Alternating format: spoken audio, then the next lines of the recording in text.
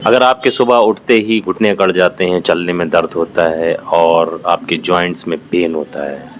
ज़्यादा देर तक अगर आप कहीं बैठ जाते हैं तो आपका उठना बहुत ही मुश्किल हो जाता है। सुबह उठते हैं तो जॉइंट्स में पेन होता है और उसमें स्टिफनेस होती है। तो ये समझ लीजिए कि ये सिर्फ वीकनेस नहीं, ये आपको जॉइंट्स पेन की प्रॉब्लम स्टार्ट हो गई है और आप बहुत सारी पेन किलर्स का इस्तेमाल कर चुके हैं और आपको बिल्कुल भी राहत नहीं मिल रही है। तो ये वीडियो स्किप मत कीजिएगा, पूरा देखिएगा। वीडियो में मैं आपको बताऊँगा कि आपको क्यों जॉइंट्स पेन हो रहा है और इसके क्या-क्या वजूहात हो सकती हैं। आज की वीडियो सिर्फ आपके लिए ही है। जॉइंट पेन का मतलब दो हड्डियों के बीच का दर्द। ह्यूमन बॉडी में 300 प्लस जॉइंट होते हैं। जब कार्टिलेज, साइनोवियल फ्लूइड, लिगामेंट या फिर बोन में प्रॉब्लम होती है तब जॉइंट पेन की प्रॉब्लम स्टार्ट होती है। बात करेंगे इसके टाइप के बारे में। इसका जो सबसे पहला और मोस्ट कॉमन टाइप है वो है ऑस्टियोआर्थराइटिस। प्रॉब्लम में जो बोन के अंदर जो कार्टिलेज होता है वो पूरी तरीके से घिसने लगता है। इसमें घुटने, कमर और उंगलियां ज्यादा अफेक्ट होती हैं। इन हिस्सों में इस प्रॉब्लम का ज्यादा असर होता है। चलने में दर्द बहुत ज़्यादा होता है और सुबह उठने में जॉइंट्स में अकड़न महसूस होती है और अकड़न बहुत ज़्यादा होती है। जॉइंट्स में क्रैक साउंड सुनाई देते हैं, जॉइंट्स आवाज़ करने लगते हैं। दूसरी जो इसकी किस्म है वो है रूमेटॉइड अर्थराइटिस।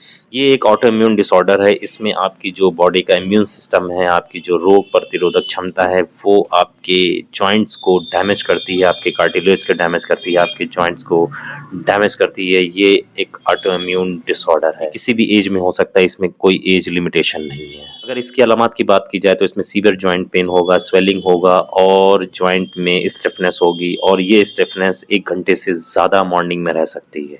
अगला जो इसका टाइप है वो है gout, hyperuricemia, uric acid joint pain. इस प्रॉब्लम में क्या होता है, जॉइंट के बीच में यूरिक एसिड के क्रिस्टल जम जाते हैं जिसकी वजह से वो जॉइंट अचानक से दर्द करने लगता है। वहाँ पे स्वेलिंग आ सकती है, बहुत ज़्यादा सूजन आ जाती है और वो हिस्सा काफ़ी रेड रेड सा दिखने लगता है और बहुत ही पेनफुल कंडीशन होती है। ये पेन होता है वो अचानक से हो सकता है और बहुत ही सीवियर पेन होता है। पेन जिस जॉइंट में होगा वहाँ पे हल्का सा एरिया रेड रेड सा हो जाएगा, बहुत ज़्यादा स्वेलिंग आ जाती है। इसमें आपके छोटे जॉइंट ज़्यादा इन्वॉल्व होते हैं, खास करके आपके पैर के अंगूठे इसमें ज़्यादा अफेक्ट होते हैं। अगला जो इसका टाइप है वो है इन्फेक्टिव अर्थराइटिस।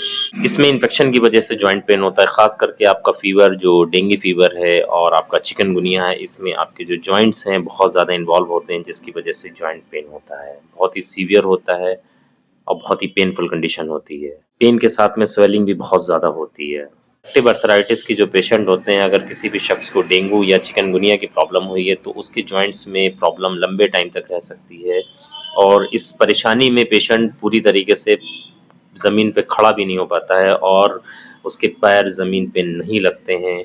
ये भी एक बहुत बड़ी पहचान है। अगर किसी को डेंगू फीवर हुआ है और वो पूरी तरीके से खड़ा नहीं हो पा रहा है और उसके जॉइंट्स में पेन है, तो आप ईज़िली डायग्नोज़ बना सकते हैं कि उस शख्स को डेंगू वायरस की प्रॉब्लम हुई है या फिर उसको चिकनगुनिया की शिकायत हो सकती है। अगला जो इसका टाइप है वो है cervical lumbar spondylosis.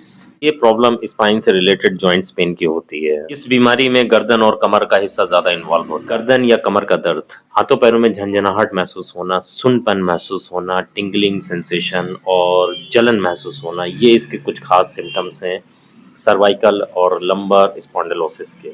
Joint pain के जो मेजर कॉजेज हैं उनके बारे में बात करता हूँ। जॉइंट पेन के सबसे बड़े कॉजेज क्या क्या हैं?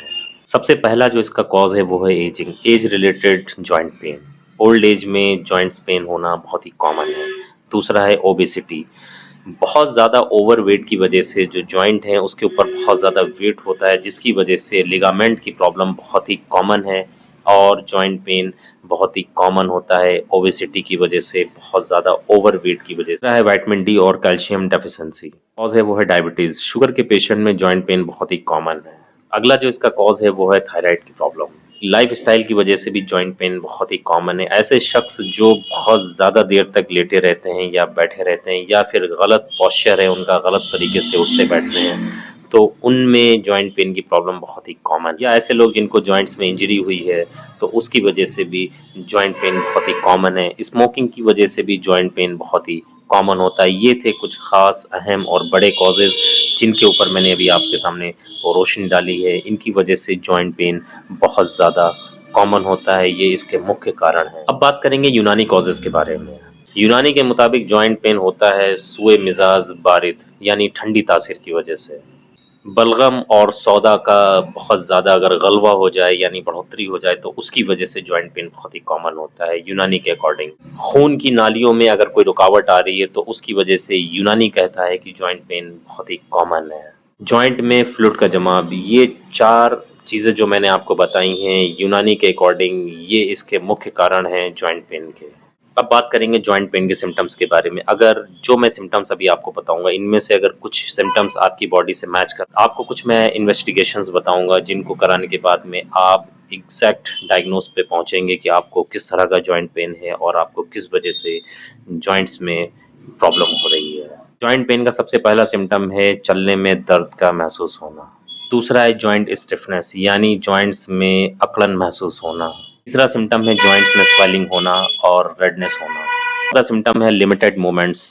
ऐसे लोग जिनको जॉइंट्स पेन की वजह से मूवमेंट्स बहुत ही स्लो हो गए हैं या तो वो चल नहीं पा रहे हैं, उनके जो जॉइंट्स की मोबिलिटी है वो कम हो जाती है, मूवमेंट्स करने में उनको बहुत ज़्यादा पेन होता है, मूवमेंट्स बहुत ही स्लो हो जाते हैं, जॉइंट से क्रैक साउंड आने लगते हैं, जॉइंट्स आवाज़ करने लगते हैं, बहुत ही वीकनेस लगती है और मौसम चेंज होने पर पेन बढ़ जाता है। अगर इनमें से बहुत सारे सिम्पटम्स आपकी बॉडी से मैच कर रहे हैं तो आपको कुछ खास इन्वेस्टिगेशंस मैं बताऊंगा, ब्लड टेस्ट बताऊंगा, जिनको आप कराने के बाद में अपनी एग्जैक्ट डायग्नोस पे पहुंचेंगे कि आपको किस तरह का जॉइंट पेन हो रहा है और आपके जॉइंट पेन का रीज़न क्या है। सबसे पहली जो इन्वेस्टिगेशन होगी वो है सीबीसी, दूसरा आपका ईएसआर, तीसरा सीआरपी, चौथा आरए फैक्टर, पांचवा एंटी-सीसीपी, छठा सीरम यूरिक एसिड, सातवां विटामिन डी, आठवीं जांच है सीरम कैल्शियम और लास्ट जांच आपको जो करानी होती वो है HLA-B27। ये ऑटो इम्यून डिजीज को डिटेक्ट करने के लिए कराई जाती है। डॉक्टर आपका एक्सरे और एमआरआई भी करा सकते हैं अगर आपको पेन बहुत ही सीवियर हो रहा है तो।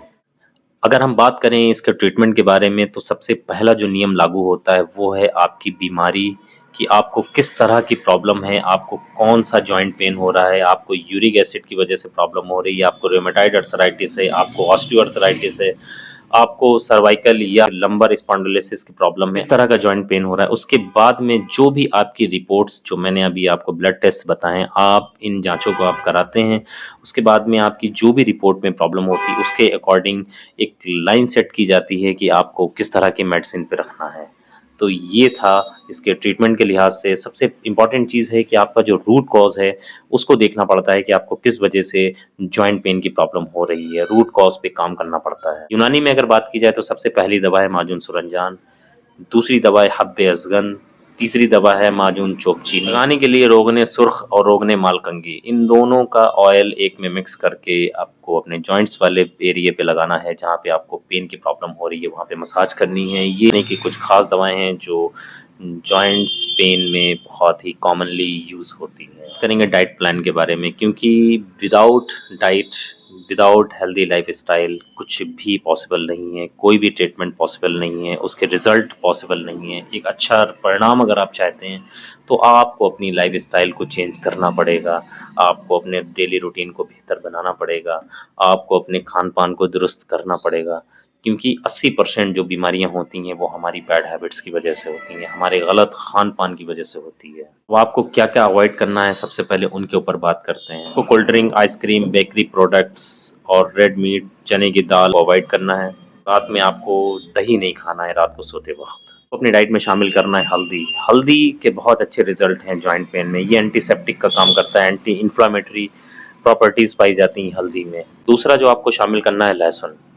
आपको अपनी डाइट में अजवाइन और मोरिंगा शामिल करना है, कि गुनगुने दूध का इस्तेमाल करना है रात को सोते वक्त। सीजनल फ्रूट्स होंगे उनका इस्तेमाल आपको करना है और सुबह उठ के 1 गिलास गुनगुना पानी आपको रोजाना इस्तेमाल करना है। एक्सरसाइज में आपको माइल्ड एक्सरसाइज करनी है, डेली आपको 30 से 40 मिनट सुबह मॉर्निंग वॉक करना है। आपको अपनी नी स्ट्रेचिंग एक्सरसाइज करनी है, आपको अपना बॉडी वेट कंट्रोल करना है और आपको प्रॉपर स्लीप लेनी है। आपको 6 से 8 घंटे रोजाना सोना है।